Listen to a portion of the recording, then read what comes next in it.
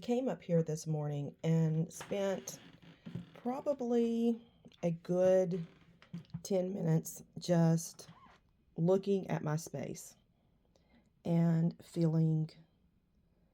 allowing myself to feel content, satisfied, joyful, and just appreciate what I've done, what I've created up here. Is it perfect? No, I'm not striving for perfection. This is a working space. It's going to constantly be changing and evolving. I'm sorry, this is early in the morning and I've got a little bit of a frog in my throat. But I am so happy with where I am right now and what I have achieved. On the bottom, I had shared with you that I had taken out and reduced my collections. So these are right here are all collections that I have played with, and these are the ones that I definitely want to keep and go back through, play with them again. But in the space that I took out collections, I have put my washi there. Now that washi used to be on my side table and it is now there. So I have more room on my side table. I'm going to turn slowly. We're going to be looking. See, that is such a narrow walk space. I have a very small room and I'm happy with it. It's all good. I have a large desk. And primarily the things that I reach for all the time, I have made it possible for it to be around me so that I'm not jumping up and down all the time. This video is going to be probably on the longer side and rambling because I've been thinking about the close to my heart closure and Pink Fresh changing directions or their pause. And I have some thoughts. But first, I just wanted to share with you my absolute joy. Now down in the floor is that I said I wasn't going to do that again, but it's temporary and I know it's temporary and that's helping my mind. That is the collections that after I went through them, I decided I want to give it one more try. And I am using those for a project. So that's why I know it's temporary. I'm going to get all of what I want used. I'm going to get that used up pretty soon. And now we're going to talk about what is the benefit of, especially if you have a large stash, but what is the benefit of organizing your collections, your papers, your inventory in different ways? And I have a thought on that. So at the top that's my themes. That is all of my themes except for love, because when I first moved up here, I put my love and my wedding together, and I still have not finished my wedding album. So that is all stored in down the hall in that doorway there, that doorway right there. It's stored in that room with my albums, with my wedding album. In this middle section, so there's right here, there's 9 cubbies. That is my seasons. That also includes the holidays that fall in those seasons. And that is my largest category. That's where my brain goes to automatically. And slow turn. Over here, these first 2 cubbies, that is color separated. And then these 2 cubbies here, that is manufacturer separated. So let's talk about why I think it is beneficial to have several different, or at least a couple different ways to categorize your inventory. I'm going to pause, mount my camera, start working on something, and then we'll talk about it. Okay, in this basket, I have 33 collections. And I have no particular affinity or special feelings about them. I can do with these whatever I want to.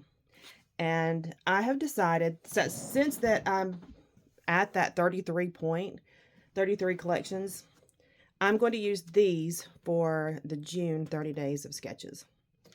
And I'm going to go through, put photos in them, and then all I need is when the sketches are released, just place the sketches in the ones that I want to use. If I feel like it doesn't work, I have my 30 days of sketches basket that I keep all the time that I can pull from. So that's kind of where my 30 days of sketches basket came from in the beginning, is that it was kit leftovers that I didn't have a special affinity for. Now, I have a lot of stuff in my room that I do have a special affinity for. I'm going to zoom out just a little bit so that we can just focus on the work surface, which is a lot of my problem. To be honest, it is a lot of my problem with my stash. Okay, I said we were going to talk about why I feel like having paper sorted in different ways is beneficial.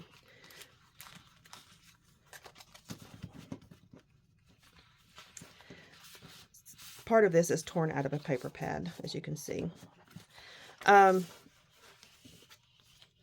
In our community, and in the way that we bond in our community online, there are a lot of challenges and contests, inspiration thrown out by different members, and having paper sorted or inventory sorted in different ways helps me respond quickly when I decide I have some time and yes, I want to jump in and play. That's why I appreciate, sometimes there's color challenges. That's why I like my color separated paper. Many times, because my brain does not immediately go to color. That's not the first thing I think about. I've thought about dismantling my color separated paper. And then JEANIELINGUINE came through and brought us through the rainbow. We had 2 years of it. And I began really appreciating my color separated paper. And I've used it. I've started using it. And then Teresa of For the Love of Paper Crafting, she suggested that I separate my singles, because I had all of these manufacturer singles that I had bought over the years. She suggested that I separate it by manufacturer so that when I am wanting to take Shamel, for example, she's an American craft designer. If I wanted to beef up this collection, I'm able to go to my American Crafts section and pull papers that will probably go with this very well. And guess what? It works. I love this design. I love this. Terry, she uses Mente. I'm going to say primarily. She does use other brands, but she primarily uses Mente. And she did a birthday. This is way off track. But anyway, she did a birthday layout that had stars in the background. And she did a band. It is so cute. And okay, I've got an idea. I'm getting ideas now because I saw her layout and I just loved it. Anyway, having those different sortations just help me move in different directions when I need to, instead of having to dig through my entire paper stash, which is daunting. It's a daunting task. So this reminds me of birthday too. So let's see how these two act together. Now they're from the same collection, and I don't love it. I don't love those two together.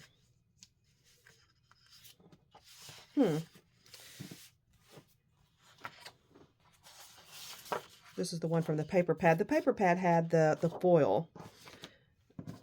Let's put those together.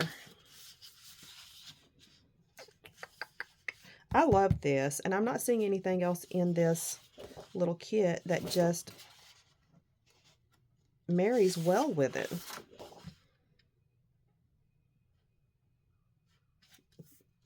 That could.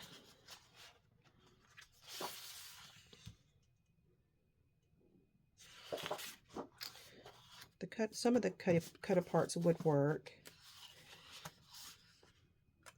This has no yellow in it whatsoever, and even though it doesn't, I don't love that. So now I've stumped myself. That looks good. So I'll definitely use the cardstock to frame it with. I'm going to have to find something else to go with this because I'm in love with this and I want to use it. Oh, these are different cut aparts. Okay. So I for sure want to use that. Let's put that on top. So that's my thoughts on why different separations works for me. And since I brought up community, let's talk about that. I think that, once again, just my opinion, I believe that the paper crafting community is stronger than ever before. And when early in my scrapbooking days, I remember the year because Two Peas in a Bucket gave you a badge that celebrated when you started Two Peas in a Bucket. So in 2004, I joined Two Peas in a Bucket. I can visualize my little my pea that celebrated that. That was my part of my avatar. It was my badge.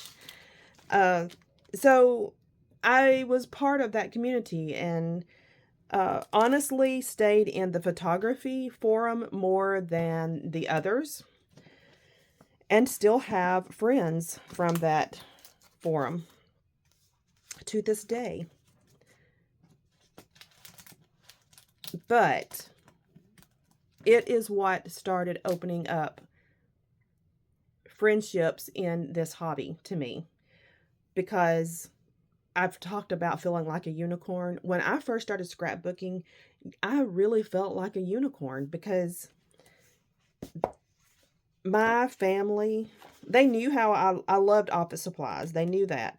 But then when I just went over the deep end about scrapbooking, they 100% did not get it. They did not understand, and they didn't care.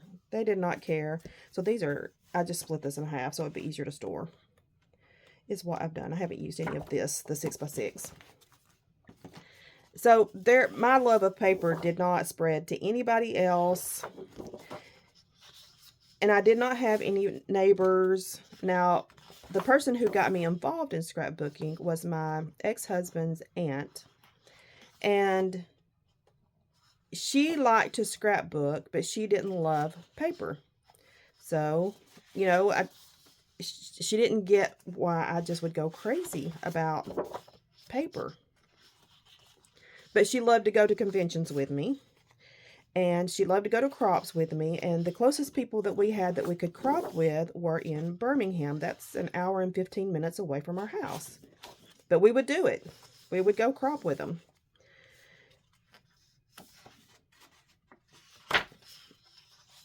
and those were few and far between. We didn't get to do it often. And I just, most of the time was just alone by myself, scrapbooking and loving paper. And then I found two peas in a bucket and found people who loved paper like I love paper. That is cute. To today, where we have Facebook and Instagram and YouTube, it has made it all so much better. And so when I think about our hobby and I think about what are the core elements that make this hobby fun, dynamic, enriching, it's the photos, it's our memories. That's the number one. And then number two for me would be the community. And number three would be the supplies. And I didn't think that I would say that. I thought I would say number two would be the supplies, and then number three, communities, if I'm, listing them in and prioritizing. But now it's the community. Community for sure is number two, because even on days when I'm tired and exhausted and I don't have the energy to create, because that requires a certain part of our brain activity, I can still talk to people and ooh and ah over what they've gotten and what they're happy about and their memories, and look at their creations and enjoy just being with like-minded people. This is a great collection. Why have I hidden this away? So yes, for sure and for certain, the community is where it's at. And then we come to our supplies, which brings me to the manufacturers who create our supplies. We all have heard the news by now that Close to My Heart is shuttering. And that's heartbreaking. I use Close to My Heart some, not frequently. I don't order like every month or anything. But yes, I have ordered many times from Close to My Heart. I have quite a bit of their products and I enjoy them. I have nothing negative to say about Close to My Heart. That is the company. Excuse me, I had to sneeze. That is the company that I chose to go with when I decided to downsize my inks. I decided to go solely with Close to My Heart. And even though they're closing their doors, I don't regret that decision because they have beautiful, beautiful inks. And when I found out that, so I'm on a quasi spend and freeze, but when I found out they were shuttering, I knew things were going to go fast.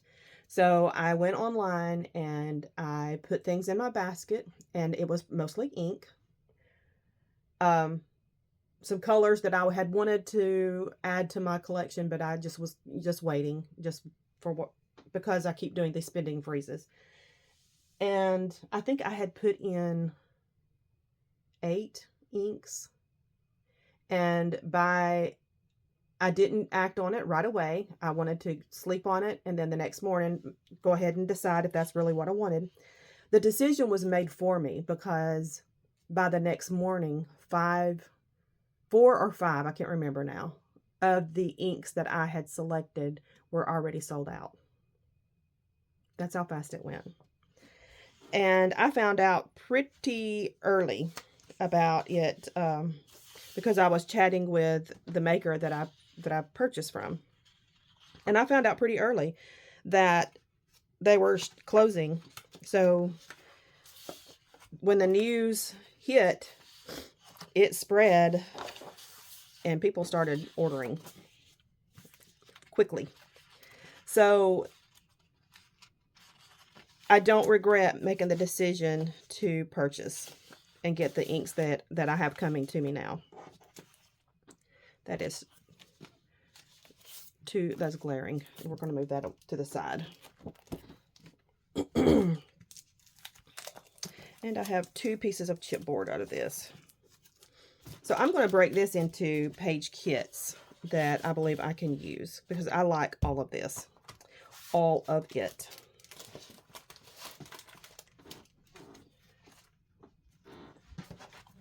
And so going back to the manufacturers, you know, we've also heard the news from Pink Fresh that they are pausing their scrapbooking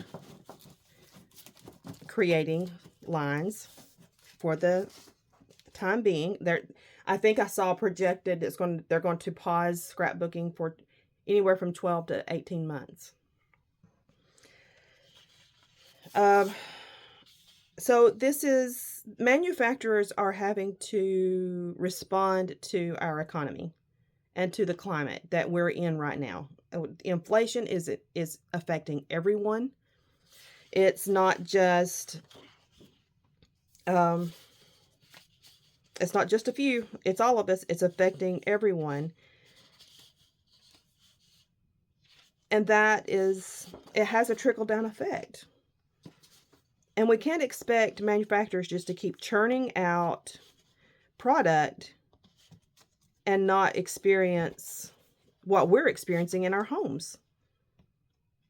So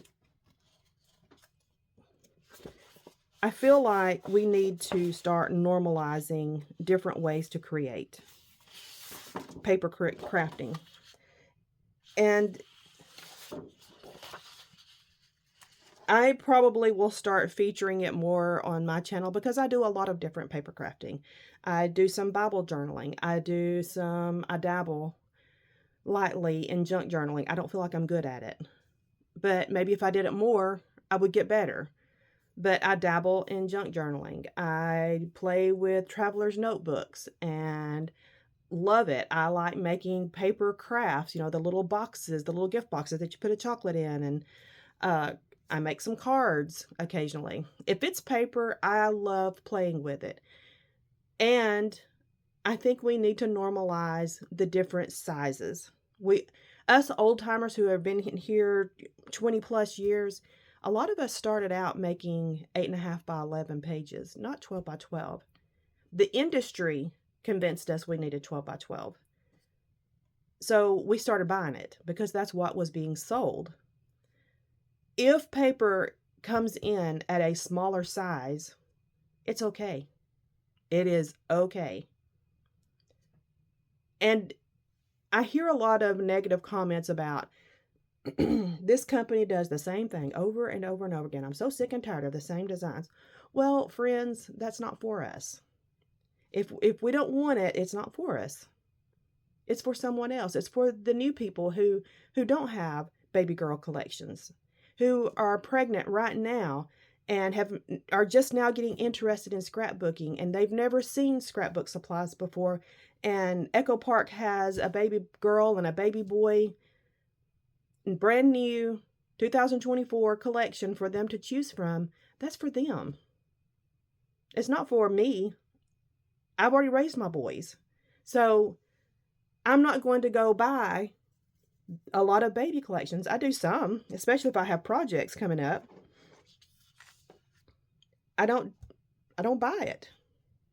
But I do buy the stuff that I find is interesting and beautiful and that I want to add to my inventory. I am not going to become a no spender. That's just not in my future. It's not. I'm not going to ever be a person that never shops. Part of me thinks kind of wishes that I could get to that point, but no, that's not going to happen. That is not part of my life. I have talked about these being difficult to use, these little single stems, but I need to challenge, I just need to see if I can do it. And I like these two together. I like these two together better than I like the gingham, actually. So I think I'm going to play with these three as a kit. So that is just where, you know, my head has been, I've been thinking about this all week long as I was working. And our community is fabulous. It is fabulous. We have amazing, amazing creators. We have a ton of inspiration that is just free there for us to use. And what if all the manufacturers went away? I hope we're all strong enough that our community remains. And we start just finding ways to create with what is in the market currently, regardless of what size it is. If there's never another 12 by 12 paper made, I hope we're still creating with the paper that is being sold on the market. If the scrapbooking industry collapses completely, I'll share mine with someone who's interested, who wants to get started, because I have plenty. I have enough in my room right now, even though I have done deep purges. I have enough supplies in my room to supply 3 other crafters for the rest of their lives, and for me to continue to play with for the rest of my life. I'm not going to stop sharing with what I have and my surplus and my eagerness, because that's part of the joy for me, is to share this hobby that I love with others. So I'm not going to clamp down and hoard what I have. I'm going to continue to share, because that's who I am. And that's part of my joy. It may sound selfish. I'm doing it because it makes me happy. I'm not going to stop purchasing. I'm going to continue to buy what I find lovely and exciting and what gives me joy.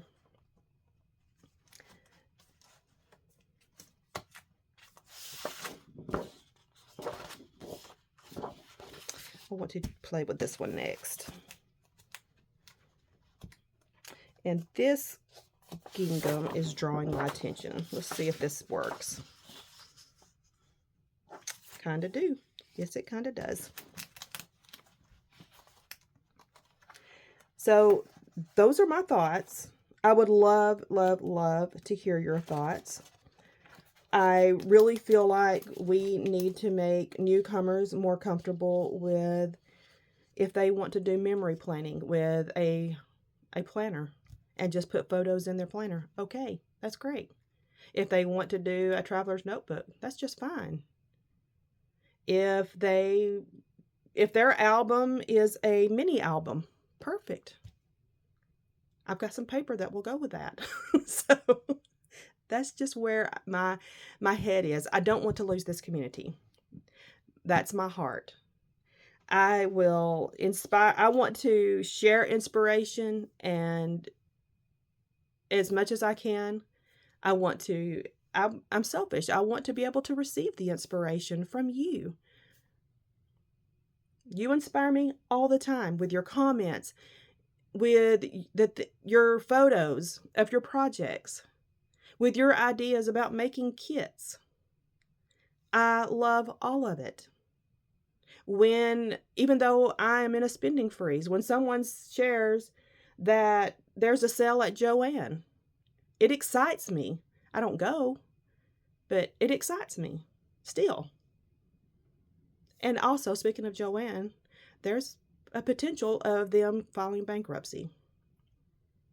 And I'm going to tell you right now, even though I'm supposed to be in a spending freeze, if they file bankruptcy and they start closing stores, I'm going to my local, and I'm probably going to stock up on my white cardstock, because I use a lot of it. And that is my source. I'm able to get basil from Joann, 10 for $3. So yeah, I'm going to stock up on it for sure. So I'm just giving you that FYI. If it happens, I'm going that day and getting some. So I'm going to stop rambling. I need to focus on making these kits out of this collection, because I do love it. And I've been all over the place in this video. I hope it sort of makes sense. Come back. I definitely want to hear your thoughts, and let's just talk all through this together. And let's stay together. Let's keep the inspiration going. Come back. Let's chat again soon. Bye-bye.